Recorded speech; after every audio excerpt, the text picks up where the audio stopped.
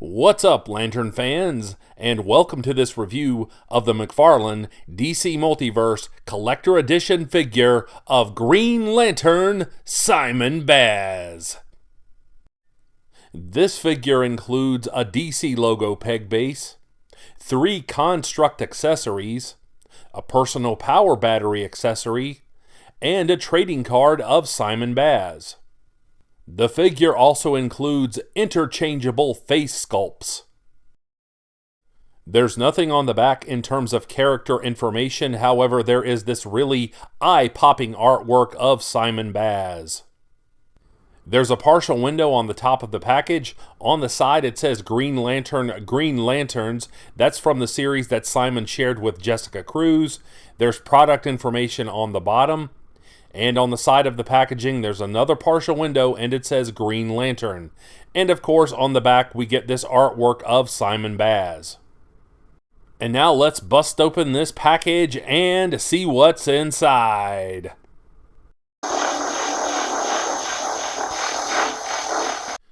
This figure comes with a plethora of accessories, including these 2 alternate face sculpts. I'll have close-up shots of these later in the video. The figure comes with this drill bit accessory, and it also includes this construct hammer, and these are very impressive. The sculpting on this gauntlet is superb, and I'll have close-up shots of those later in the video as well. And of course, this figure comes with a trading card. I'll have a close-up shot of the back of the card at the end of the video if you would like to read it. Of course, we get this DC logo peg base, and the figure comes with this impressive personal power battery accessory.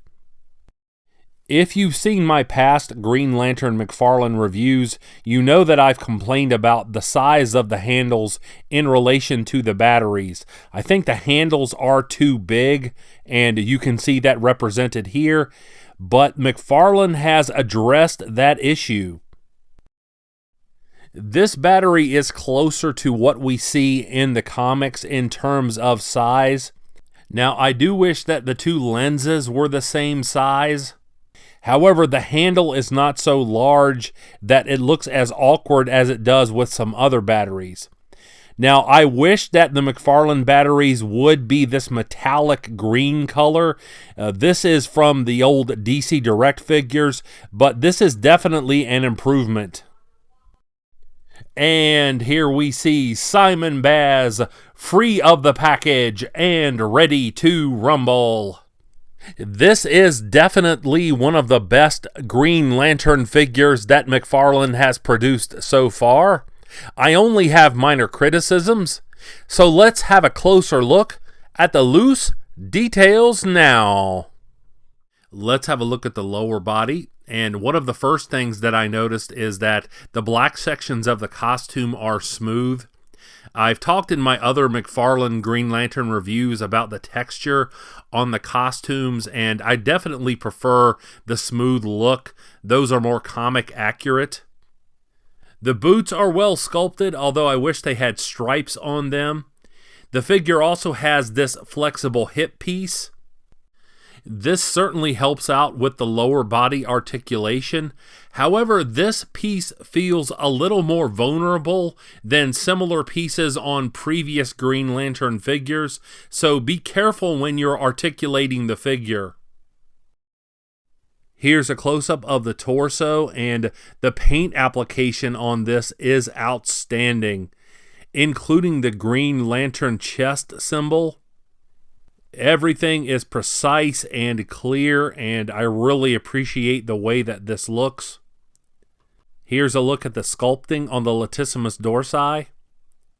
I wish that the chest symbol were sculpted, but outside of that, I really have no criticisms in this area.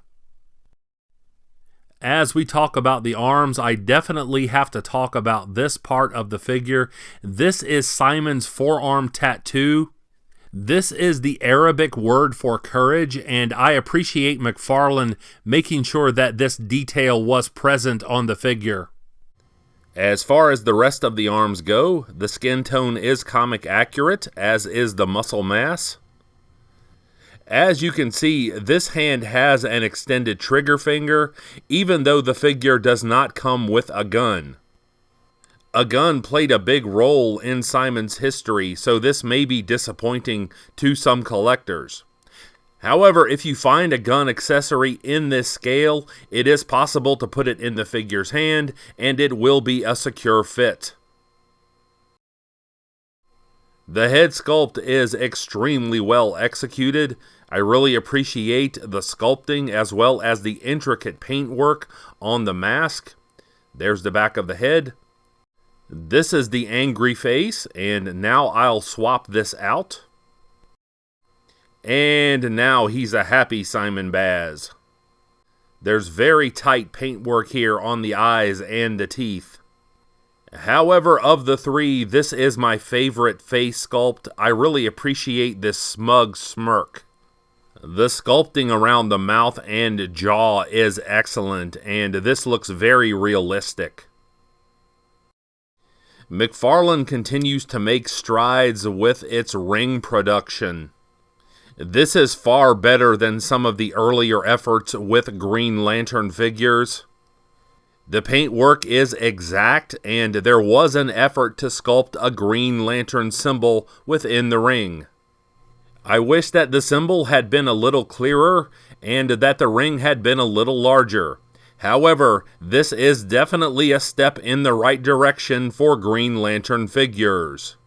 Here's a look at the figure's articulation. Once again, we get ankle pivoting, a midfoot hinge, double jointed knees. The ratchet joints in the hips allow the figure to kick forward and step back. Once again, don't get too overzealous with the hip piece. Here's a look at the articulation in the torso.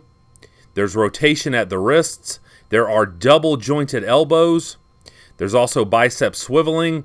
Mine is pretty tight on this arm. And once again, we get these beautiful butterfly joints. And they allow for so many posing options with figures, especially when it comes to flying poses. That is very impressive. The head moves easily from side to side on the neck joint. The figure can look up and down, and there is an ample amount of head tilting.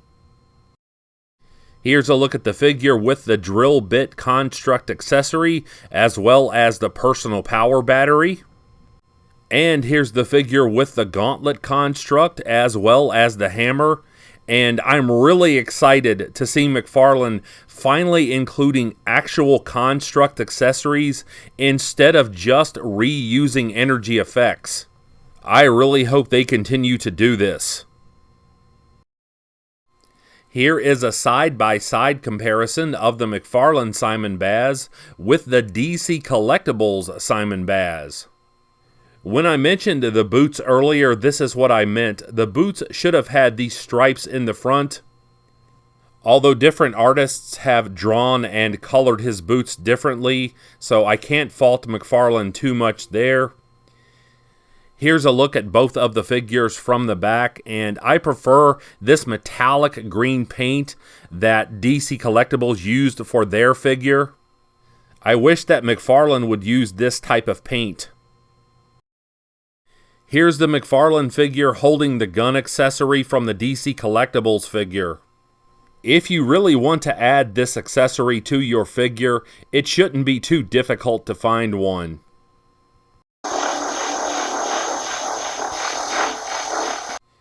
If you enjoyed this review, please like and subscribe, and don't forget to tell all of your friends about this channel. I would certainly appreciate it. And I'll be back with more Green Lantern content soon. But until we meet again, this has been the Emerald Enthusiast, and thanks for watching.